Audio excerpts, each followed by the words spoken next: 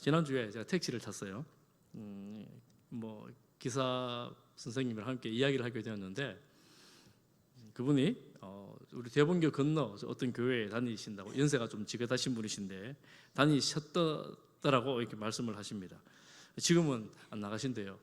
그래 왜 안 나가시냐 하니까 지금 담임 목사님이 바뀌셨는데 전에 그 담임 목사님, 은퇴하신 목사님이 자기 문중이 같은 문중이었대요. 그래서 연배도 많으시고 해서 함께 친구처럼 형님뻘 되기도 하고 이래가지고 열심히 교회에 나갔다가 지금 젊은 목사님 30대 목사님 오셨는데 이제는 안 나가신다 이러시더라고요. 아유 지금 연세도 드셨는데 믿음 생활 잘 하셔야지요 이렇게 말하시면 가시라 그러니까 아유 걱정하지 마시라고 우리 문중에 예수 믿는 집사님들, 장로님들, 권사님만 수십 명이라고 그래 말씀하시더라고요. 여러분 문중에 목사님도 선교사님도 장로님, 권사님 많으시면 함께 얹혀 천국 갈 수 있을까요? 그럴 수 있으면 얼마나 좋겠습니까? 천국은 죄가 없는 곳입니다. 그래서 죄 문제를 해결하지 못하면 어느 누구도 천국에 가지 못하지요. 그러니 이 죄 문제를 해결해야지 바른 믿음으로 천국에 갈 수가 있습니다. 오늘 우리가 이 갈라디아서를 계속해서 보면서 어떻게 이 문제를 근본적으로 해결할 수 있는가에 대해서, 바른 믿음이 어떤 것인가에 대해서 우리가 앞으로 계속해서 살펴보고 있는데 오늘 바울은 이 갈라디아 교회를 향하여 아주 강력한 어조로 책망을 합니다. 1절을 한번 보십시오. 어리석도다 갈라디아 사람들아. 어리석도다. 편지를 쓰는데 예우를 최소한 좀 갖춰야 되잖아요. 사도인데 그런데 그렇게 하지 않고 아주 강력하게 책망을 합니다. 바울이 전했던 이신칭의의 복음, 예수 그리스도를 믿음으로 오직 하나님의 은혜로 예수님 안에서 의롭게 되었다는 이 복음을 그들이 믿었습니다. 받아들였습니다. 그런데 얼마 지나지 않아 이 갈라디아 교회 소식이 들려오는데 그것만 가지고는 부족하고 할례도 해야 되고 음식 규정도 지켜야 되고 이런저런 걸 지켜야지 우리가 어려운 삶을 살아갈 수 있다라는 이 거짓 교사의 가르침이 팽배하였고 갈라디아 교회 성도들이 그 가르침을 따르고 있었던 겁니다. 그래서 그들을 향하여 강력하게 어리석다라고 말을 합니다. 저도 모태신앙이기 때문에 어릴 때 수도 없이 들었던 말 중에서 믿어 구원받는다 하는 말입니다. 믿음으로 구원받는다. 너무너무 많이 들어가지고 너무나 당연했고 너무나 확실한 복음의 진리였습니다. 그런데 시간이 지나면서 이것도 해야 되고 저것도 해야 되고 봉사도 해야 되고 이런 이야기를 듣습니다. 그래서 제가 생각을 해보니까 중학교 때 들어가면서 수요 기도를 아버지하고 함께 참석했던 것 같아요. 중학교 1학년 때 들어가면서 내가 수요 기도를 드려야 되겠다 이런 마음을 가졌던 것 같습니다. 왜 그런지 생각이 잘 안 나요. 그리고 제가 대학교에 들어가서는 여러분 왜 그 사형이나 이 전도지를 보면 영접 기도문이 나옵니다. 이 영접 기도문을 하루에도 몇 번씩 읽고 했던 적이 있습니다. 이렇게 하면 구원을 받으려나, 이렇게 하면 구원을 받으려나 이런 고민들이 늘 많았던 것 같아요. 그렇게 하면 구원을 받을 수 있을까요? 처음에는 믿음으로 시작했는데 이게 바른 믿음이 무엇인지를 늘 혼란스러워했던 그런 때가 있었습니다. 그래서 바울은 이 바른 믿음에 대해서, 어렵게 된다는 바른 믿음에 대해서 두 가지로 논증을 합니다. 크게 두 가지로 논증을 하는데 논증을 하기 전에 이 갈라디아 교회를 한 번 더 책망을 하는데 이렇게 합니다. 1절 하반절에 보면 예수 그리스도께서 십자가에 못 박히신 것이 너희 눈앞에 밝히 보이거늘. 예수님 십자가 못 박히시고 부활하시고 승천하셨어요. 그런데 지금 편지를 쓰면서 지금 보이는 것처럼 생생하게 그림을 보는 것처럼 지금 현장을 앞에 두고 보는 것처럼 생생하게 말합니다. 이 헬라 문법을 보면 굉장히 강조하는, 그림을 그려놓고 강조하는 듯한 그런 모습입니다. 오늘날로 말하자면 여러분 짧은 동영상이 있지 않습니까? 요즘 동영상 많이 보잖아요. 그 동영상에 예수님 십자가 못 박혔던 장면을 계속해서 반복해서 보여주는 것처럼 예수 그리스도께서 십자가에 못 박히신 것이 너희 눈앞에 이렇게 선명하게 보이는데 어떻게 그럴 수가 있느냐? 누가 너희를 꾀드냐? 유혹하느냐, 시험하느냐, 속이느냐, 이런 말입니다. 여러분, 사단은 속이는 영입니다. 거짓말하는 영입니다. 복음의 진리를 왜곡하고 훼손하면서 믿음에서 떠나도록, 잘못된 복음을 가지도록 우리를 유혹합니다. 여러분, 교회에는 이런 유혹들이 늘 있었습니다. 미혹들이 늘 있었습니다. 이단들의 유혹이 있었고 또한 거짓 가르침들이 있었습니다. 어떻게든 한 영혼이라도 자기 하수인으로 끌고 가려는 사단의 시도들이 끊이지 않았습니다. 그래서 구원에서 떨어지게 하고 구원받은 백성의 삶을 살지 못하도록 하는 그런 사단의 시도들이 늘 있어 왔습니다. 그래서 정신을 차리고 근신하여 깨어 기도하라고 사도들은 우리에게 교훈을 했습니다. 사단의 속삭임에 빠져넘어가면 안 되는 거 아니겠습니까? 사단은 그렇게 속삭이죠. 문중에 예수 믿는 사람 많으면 너 하나 충분히 구원해 준다. 가족 믿음 가지고 너도 구원받는다.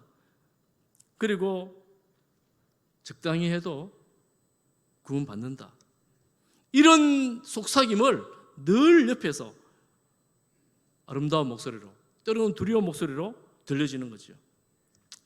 그래서 바울은 몇 가지 질문을 하면서 너희 믿음을 돌아보라고 말합니다. 여러분 2절을 보십시오. 2절을 보니까 내가 너희에게서 다만 이것을 알려하노니, 알려주겠다는 거, 이미 알고 있는 거예요. 그게 뭐냐? 첫 번째, 너희가 성령을 받은 것이 율법의 행위로냐 혹은 듣고 믿음으로냐?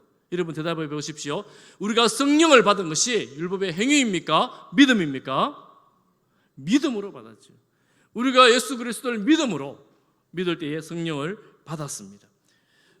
또한 또 말합니다. 3절 말씀에 너희가 이같이 어리석으냐, 과격한 말을 하지요. 어리석으냐, 성령으로 시작하였다가 이제는 육체로 마치겠느냐, 이렇게 말합니다. 이 우리가 그리스도인이 되어 믿음으로 살아가는 삶은 성령이 우리 가운데 임재하심으로 우리가 예수 그리스도를 구주와 주님으로 고백하고 그 도를 따르기를 시작을 하였습니다. 그런데 이제는 육체로 마치겠느냐. 이 처음에 시작은 믿음으로 했는데, 성령으로 시작했는데 시간이 지나면서 이런저런 요구가 있고 이런저런 일을 하다가 이건 일을 다 해야지 구원받는 것처럼, 그래야지 하나님의 자녀가 된 것처럼 느끼게 된 거예요.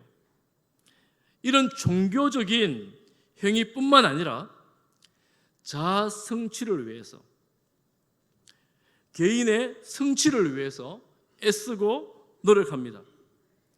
인격적으로, 도덕적으로 더 훌륭한 사람이 되어지고, 직업적으로 내가 하는 일에 대해서 더 많은 사람 앞에 세워지게 되고, 착한 일을 더 많이 함으로 존경을 받게 되고, 그러므로 많은 사람들이 우리로 보는 명성을 가지게 될 때 이것이 우리의 구원을 이루겠느냐 하는 것입니다. 자신의 의로움과 자신의 공로를 의지하고 자아 성취를 더 많이 이루어낼수록 구원의 확신이 우리에게 들어진다면 잘못된 구원의 확신이 되는 것입니다. 혹시 이런 생각이 드십니까? 내가 이만큼 이루었으니, 내가 이만큼 다른 사람보다 봉사도 많이 하고 성경도 많이 읽고 더 많이 했으니 나는 구원을 받지 않았을까? 여러분, 이 정도의 공로로 내가 구원을 받는 것이 만약에 구원의 도리라면 그 기준은 누가 정하는 것이겠습니까? 바울은 그들에게 육체로 마치겠느냐고 책망을 합니다. 성령으로 시작하였다가 육체로 마치겠느냐, 잘못됐다는 거예요. 그리고 또 말합니다. 너희가 이같이 많은 괴로움을 헛되이 받았느냐, 과연 헛되냐. 예수 그리스도를 믿을 때 믿음 안에서, 이 본문의 4절의 의미는 이런 거예요.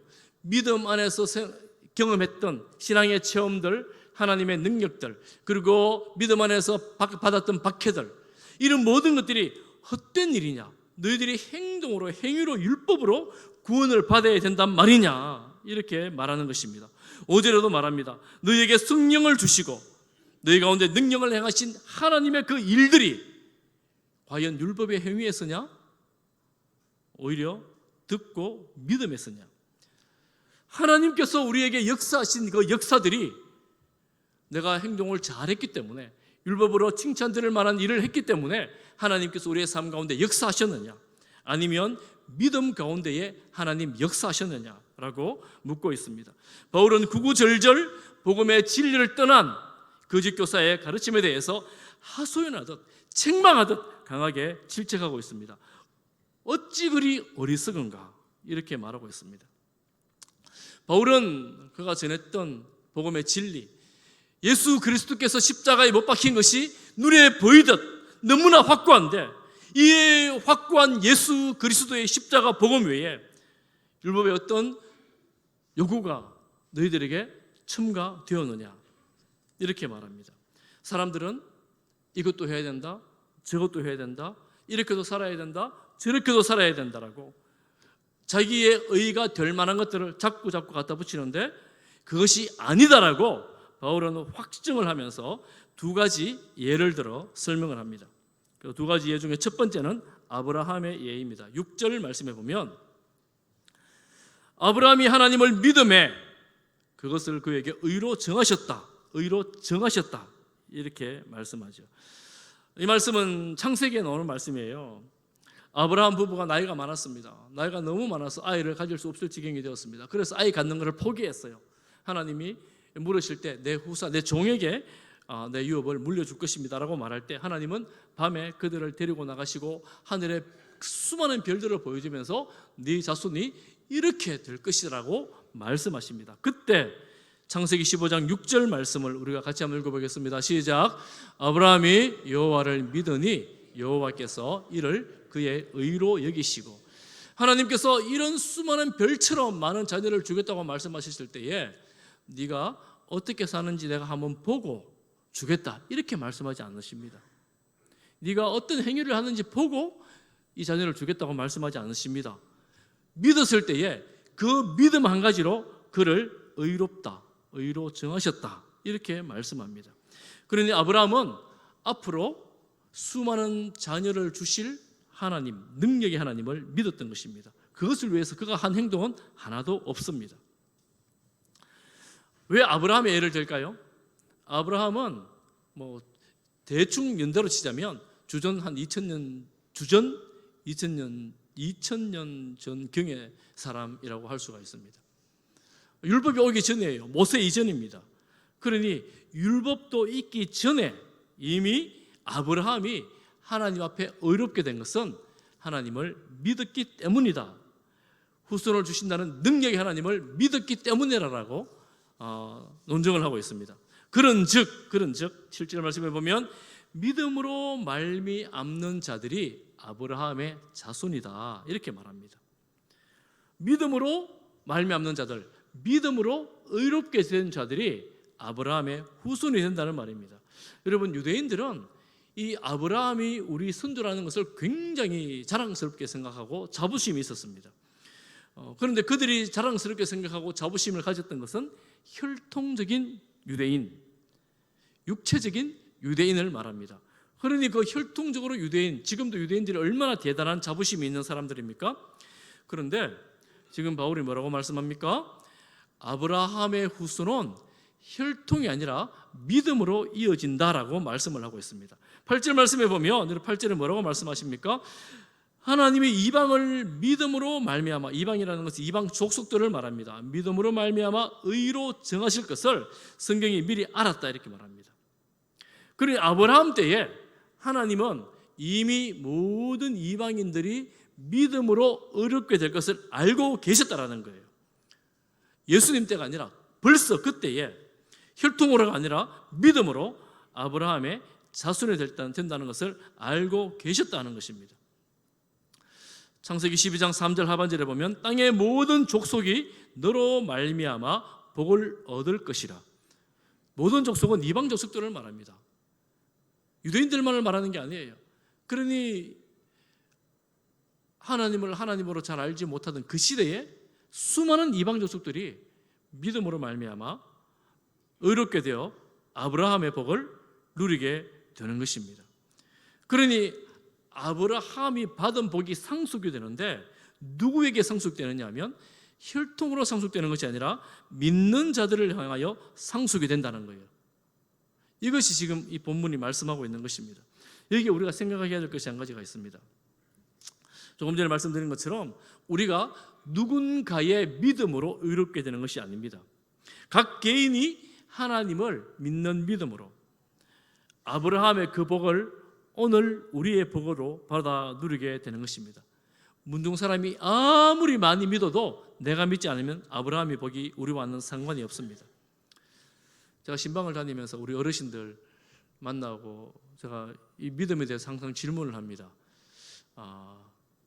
이제 하나님 부르시면 천국 가셔야죠. 천국 가시겠죠. 이렇게 묻습니다. 믿음에 대해서 묻습니다. 그러면 우리 어르신들 거의 대부분은 아이고 이래가 천국 가겠습니까? 좀 더 열심히 믿어야지요.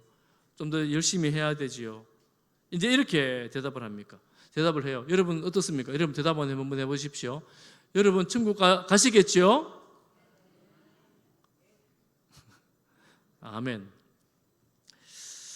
더 잘 믿어야지. 얼마나 더 잘 믿어야 될까요? 더 열심히 해야지. 무엇을 더 열심히 해야 될까요? 천국에 합당한 믿음은 이 예수 그리스도를 믿는 믿음에 불순물을 첨가하지 않는 것입니다. 그러면 우리가 무엇을 믿어야 되고 어떻게 믿어야 될까요? 두 번째 말씀에서 볼 수가 있습니다. 10절 이하의 말씀에 보면 율법에 대해서 말씀합니다. 여러분 10절 말씀 보십시오. 율법 행위에 속한 자들은 저주 아래에 있다 이렇게 말하죠. 저주 아래에 있다. 율법에 기록된 대로 모든 일을 항상 행하지 않는 자는 모두 저주 아래에 있다 이렇게 말합니다. 율법을 행하지 않을 때 저주를 받습니다. 율법을 행하지 않는다는 말은 여러분 율법이 여러 가지가 있는데 그 중에 다 지키다가 한 가지만 행하지 않아도 저주를 피할 수가 없습니다. 신명기 27장 26절을 인용을 하는데요. 이 율법의 말씀을 실행하지 아니하는 자는 저주를 받을 것이라 할 것이요. 저주가 선포돼요. 그리고 율법은 지켜야지 되는 것입니다. 율법을 지키지 않는 자는 다 저주를 받아요. 그러면 우리가 흔히 생각할 수 있습니다. 율법 지키면 되지. 내가 의지가 얼마나 강한 사람인데 율법을 지키면 되지. 11절 하나님 앞에서 아무도 율법으로 말미암아 어렵게 되지 못할 것이 분명하다 말씀합니다. 선지자가 그렇게 말해요. 하박국 선지자가 2장 4절 말씀에 보면 하박국서 2장 4절에 보면 보라 그의 마음은 교만하며 그 속에서 정직하지 못하나. 여러분 율법을 말할 때 그토록 선한 행동을 하고 법을 다 지키는 것 이것으로 온전하여 지는가? 하나님의 기준은 그것이 아닙니다.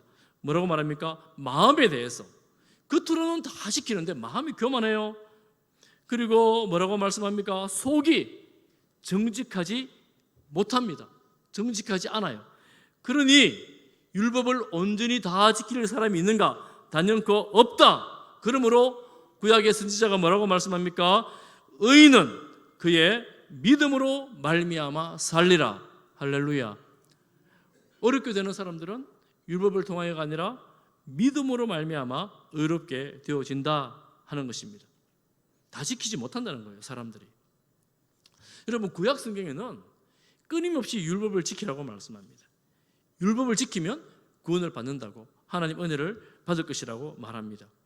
그런데 율법을 지키지 못합니다. 여러분 구약 역사를 아는 것처럼 결국은 다 지키지 못하여 포로로 잡혀가게 되고 마지막에 하나님이 침묵하기에 이르게 됩니다.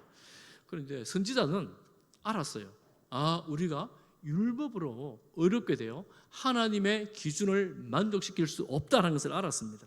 그래서 선지자가 말합니다. 오직 믿음으로 우리가 어렵게 되는 길은 오직 믿음에 있다. 이렇게 선포를 하고 있는 것입니다. 그래서 율법을 추구하는 사람들은 믿음에 있는 사람들이 아니다. 율법을 추구하는 사람들은 율법 안에 있는 사람들이다. 이렇게 말합니다. 율법 안에 살면 어떻게 됩니까?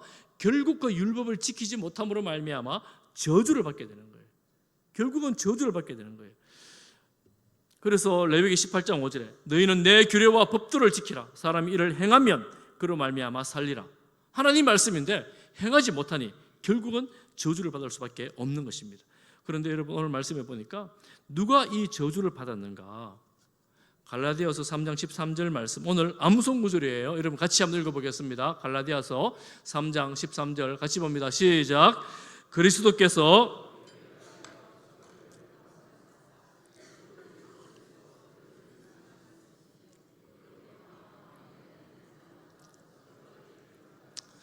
다시 한번 읽습니다. 시간이 없어서 암송은 못할지라도 한 번 더 읽겠습니다. 시작. 그리스도께서 우리를 위하여 저주를 받은 바 되사 율법의 저주에서 우리를 속량하셨으니 기록된 바 나무에 달린 자마다 저주 아래에 있는 자라 하였습니다. 아멘. 누가 저주를 받았습니까? 그리스도께서 누구를 위하여? 우리를 위하여 저주를 받으셨습니다. 아니, 율법을 지키지 못한 그들이 저주를 받아야 되는데 그리스도께서 우리를 위하여, 율법을 지키지 못한 우리를 위하여 저주를 받으셨어요. 곧 율법의 저주를 받으셨습니다. 그럼 어떻게 되는가? 율법의 저주에서 우리를 속량, 다른 분명히 해방, 죄에서 해방되는 것입니다. 내 죄를 온전하게 대신 처리해 주신 거예요. 예수 그리스도께서 우리를 대신하여 죽으심으로 우리를 죄에서 자유하게 해 주셨습니다. 그러면 이 율법의 저주가 뭐예요? 죽음이에요. 죽음입니다.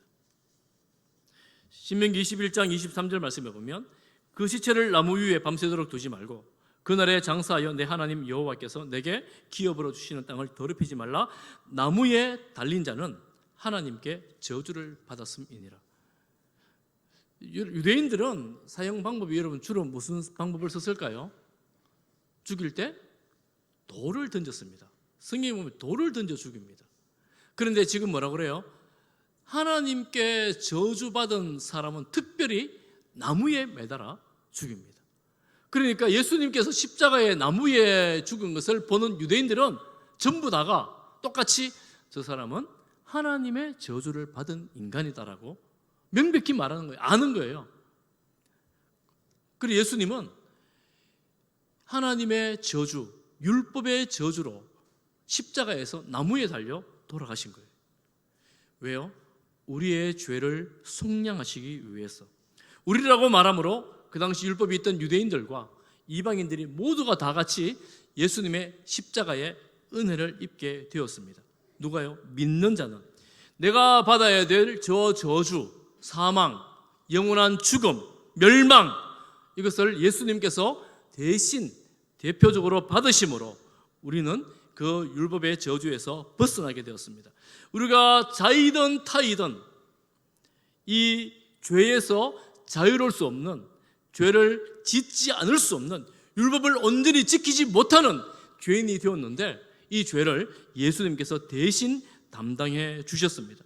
죽음의 잔을 다 받으심으로 믿는 모든 자를 온전하게 하시고 영생을 주셨습니다. 우리가 믿는 복음의 도리가 바로 이것입니다. 예수 그리스도를 믿음으로 말미암아 우리가 구원을 받게 된 것입니다. 여러분, 우리가 꼭 기억해야 돼요. 꼭 기억해야 돼요. 예수님이 나를 대신해서 죽었다, 이 말은 율법의 저주를 받으신 것인데 그 율법의 저주는 모든 죄에 대한 죽음이다 하는 것입니다. 그럼 곧 나도 죄인이었기에 예수님이 죽으심으로 말미암아 예수님을 믿고 영생을 얻었다 하는 것을 믿는 것입니다. 할렐루야. 제가 세가족 모임할 때마다 물어요. 죄인이십니까? 여러분, 우리가 예수님이 십자가에 죽으실 만큼 죄인이라고 여기십니까? 루트는 말합니다. 우리는 성도들은 죄인이고 의인이다. 주님 앞에 서면 늘 죄송하고 주님 앞에 설 때마다, 생각할 때마다 은혜에 감사하고 우리의 죄 때문에 죄송하고 생명 주신 사랑에 감사하고 죄인이고 의인인 성도가 된 것입니다. 그래서 예수 그리스도를 구주와 주님으로 믿는다고 말하는 이 놀라운 고백이 우리 가운데 있을 때에 영생의 복을 누리게 되어지는 것입니다. 왜 하나님은 이런 방법을 사용하셨을까요? 하나님의 의도는 무엇일까요? 오늘 아브라함과 율법의 예를 들면서 14절을 보면 이렇게 말씀하십니다. 여러분 14절을 함께 읽겠습니다. 14절입니다. 시작. 이는 그리스도 예수 안에서 아브라함의 복이 이방인에게 미치게 하고 또 우리로 하여금 믿음으로 말미암아 성령의 약속을 받게 하려 함이라. 그러니 아브라함이 하나님 불러내실 때 선포하신 그 복, 너로 말미암아 모든 족속이 복을 받을 것이라는 그 복이 이방인들에게 미치게 하는 거예요. 어떻게 해요? 믿음으로 이방인들도 복을 받게 되는 것입니다. 그리고 또한 우리로 하여금 바울같이 복음 전도자들로 하여금 믿음으로 말미암아 성령을 받게 되는 것입니다. 그런데 이것들을 위해서 믿음으로 우리를 구원하시는 하나님의 섭리, 하나님의 계획이 나타나고 있는 것입니다. 그러니 오늘 이 말씀을 쭉 보면 너무나 놀랍게도 이 아브라함 때부터, 여러분 역사가 언제입니까? 아브라함 때부터 모세의 예를 들면서 구약의 선지자의 예를 들면서 예수님과 지금 예수님 이후 성천 이후까지 쭉 연결하여 주전 2000년경부터 시작하여 주후 100년 정도까지 연결하여 구원의 도리가, 하나님의 섭리가 나타나는 거예요. 복음이 더 말씀 안에서 온전하여지고 선명하여지는 것입니다. 그러니 이 놀라운 복음이, 하나님의 말씀 가운데에 예전에 선포된 복음이 오늘 우리까지 미쳐져 우리에게도 믿음으로 말미암은 구원의 역사가 여전히 유효한 복음이 된 것입니다. 여러분, 이 복음의 진리 안에 풍성한 삶을 살아갈 수 있기를 간절히 바랍니다. 이 복음을 들을 때마다 우리가 마음에 새기고 예수님을 생각할 때마다 우리의 것이 되는 그런 은혜를 주시기를 간절히 소망합니다. 어떻게 그렇게 될까요? 제가 늘 인용하는 구절, 요한복음 1장 12절 말씀 나오네요. 외워야 되는데 같이 한번 읽어보겠습니다. 시작. 영접하는 자 곧 그 이름을 믿는 자들에게는 하나님의 자녀가 되는 권세를 주셨으니. 아멘. 예수 그리스도를 구주와 주님으로 믿는 사람들, 마음에 영접하는 사람들, 맞아, 예수님이 나의 죄를 위해서 죽으시고 부활하셨어. 예수님 그분이 내 인생의 주인이셔. 내가 그분의 말씀을 들어야 해. 이렇게 마음에 결단하고 따르는 모든 사람들, 영접하는 믿는 모든 사람들은 하나님의 자녀가 되었습니다. 할렐루야. 여러분 믿으십니까? 그렇다면 여러분 하나님의 자녀가 되었습니다. 그렇게 하나님의 자녀가 되는 거예요. 하나님의 자녀가 되었다는 말은 하나님의 나라를 상속받을 수 있는 특권을 받은 사람들입니다. 그래서 우리는 이 땅에서 끝날 인생이 아니라 영원한 하나님의 나라를 상속받는 하나님의 백성들로, 하나님의 자녀들로 살아가게 된 것입니다. 할렐루야. 여러분 두려워하지 마십시오. 걱정하지 마십시오. 염려하지 마십시오. 예수 그리스도를 구주와 주님으로 믿는 모든 성도들이 하나님의 나라를 유업으로 받아 살아갈 것입니다. 자, 정리를 해보겠습니다. 성부 하나님 아버지께서 성자 예수 그리스도를 믿는 자들을 의롭다 하시고 영생의 복을 주셨어요. 영생이라는 것은 하나님과 관계가 생기게 된 겁니다. 천국을 주신 겁니다. 또한 성령께서 오셨어요. 성령께서 우리 모두의 심령 가운데 오셨습니다. 그리고 또한 하나님의 나라를 유업으로 받게 하셨습니다. 이것이 믿는 자에게 주어지는 복이에요. 믿지 않으면 어떻게 됩니까? 율법의 저주가 임하여 영원한 멸망으로, 정죄로 인하여 멸망을 받게 됩니다. 그러니 우리는 하늘의 이 어마어마한 엄청난 복을 받아 살아가는 주의 백성들이 되었습니다. 할렐루야. 여러분 이 복을 누리는 우리 성도들 되시기를 간절히 바랍니다. 제가 마지막으로 이렇게 살았으면 좋겠다고 제가 여러분 강력하게 말씀하면서 말씀을 마치려고 하는데, 오늘 읽었던 1절 말씀, 하나님의 자녀가 된 우리가 끊임없이 바라봐야 할 것이 무엇인가? 갈라디아 사람들아 같이 읽어보겠습니다. 시작. 예수 그리스도께서 십자가에 못 박힌 것이 너희 눈앞에 밝히 보이거늘. 여러분 여기까지만. 여러분 예수님께서 십자가에 못 박히시고 부활하셨습니다. 그래서 우리의 구원이 완전히 이루어지게 되었습니다.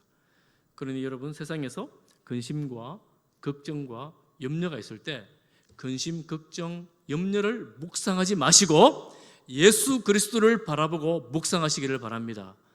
실패의 두려움 가운데에 마음이 힘들 때 실패의 두려움을 묵상하지 말고 예수 그리스도를 바라보시기를 바랍니다. 질병과 질고의 고통 가운데서 미래가 불안할 때 여러분, 질병의 고통을 묵상하지 말고 예수 그리스도를 바라보시기를 바랍니다. 미래가 불안한 우리 청년들, 예수 그리스도를 바라보면서 주님 주시는 비전과 꿈을 가지고 살아가시기를 바랍니다. 특별히 이런 저런 죄의 유혹 때문에 실패하고 또 죄를 짓고 넘어지고 승리하지 못함으로 마음이 고통스러울 때 어떻게 하면 죄를 없앨 수 있나? 죄를 묵상하지 말고 예수 그리스도를 묵상하고 예수님을 바라보시기를 바랍니다. 그래서 내 마음 가득히 십자가에 못 박히신 예수 그리스도를 바라봄으로 주님 안에서 승리하는 우리 성도들 되시기를 간절히 바랍니다. 그래서 우리가 한결같이 바라봐야 될 것, 오직 십자가에 못 박히신 예수 그리스도, 부활하여 우리를 온전하게 하시는 예수 그리스도를 바라봄으로 하나님의 백성으로, 하나님의 자녀로 영원한 천국을 유업으로 물려받는 신실한 우리 성도들 되시기를 주님의 이름으로 축복합니다.